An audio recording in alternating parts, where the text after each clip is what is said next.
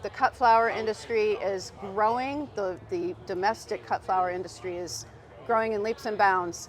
So we wanted to make sure we focused on the cut flowers that we see here, and I wanted to ask Dr. A what his take on, well, the trends in cut flower growing and on the plants. Well, the good thing, Robin, and you know, Robin's being modest, she takes care of the entire that wonderful magazine, Cut Flower Quarterly, and so when we see some cut flowers, and we haven't seen a lot, quite truthfully, but when we see some cut flowers by some of these breeders, we want to look at not just the varieties, and we can do more of that, but what's happening. And of course, what is happening, and correct me if you think I'm wrong, what's happening is we have a lot of small growers, we have big ones too, but a lot of small growers, and they're not just getting their feet wet, they have dove in. And so where are they marketing their stuff? Well, the best they can. Certainly the farmers markets are one of them. Right. And they need colorful flowers. Because if you walk into a farmer's market and you got your apples and your pears and you got your cut flowers, and they're usually, well, they always are seasonal, and they do very, very well. So I'm loving things like, and what they need, of course, is that stem size.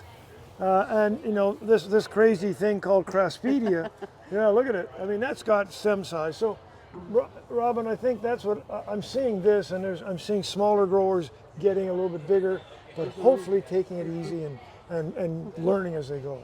And one thing, if you're in the greenhouse market or even in the vegetable market and you want to start growing cut flowers on your own, the niche is unique flowers. You don't necessarily want to just grow carnations and roses and things that people can get much more cheaply from imports. The real niche is people, when they see what can be grown, specialty cut flowers, that's what they want. So this is Scabiosa Scoop.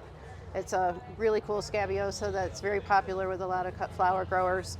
And of course, Danziger has a number of them on display. This probably isn't their entire collection, but... Yeah. But one of the things, and we could do this forever, one of the things I want to remind anybody who's interested in cut flowers is you're never going to compete with the carnation, rose, or mama. You're just not going to do it. Maybe a rose grower somewhere can. And that's why we called it specialty cut flowers. There's no law, you can grow anything you want, of course, but it's that specialty stuff. That's where you're going to get the eyeballs and make a few dollars, don't you think? Yes, with golden rods, things that are even native that most people don't think of as a flower that you would buy, but when you have special varieties that are just extra colorful, extra suited for cultivation, you know, that's where it's at.